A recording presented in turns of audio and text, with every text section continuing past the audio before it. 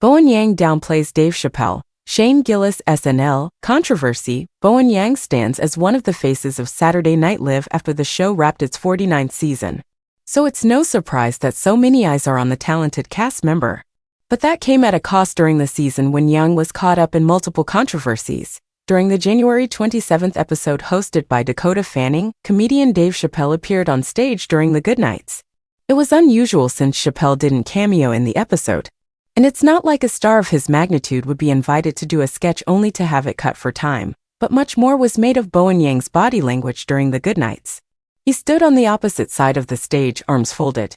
Some concluded that Yang was unhappy with Chappelle's presence, given the stand-up's history of transphobic and homophobic jokes. In an interview for Variety, Yang finally spoke on the night in question. "I stand where I always stand on Goodnights. It was not a physical distance that anyone was creating," he told Variety. "It had to do with so many things that were completely internal. It was about other people's response in the show. I was just confused, that was it," Yang concluded.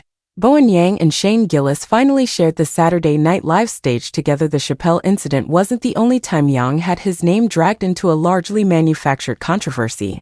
Comedian Shane Gillis hosted on February 24th, just a few years after SNL fired him before ever appearing in the cast. Gillis' controversial comments on a podcast, including the use of Asian stereotypes, caused a firestorm that led SNL to cut ties with the comedian.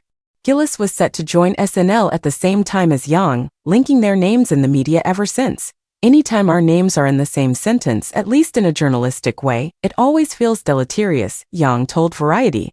"It feels like one person is trying to undo the other.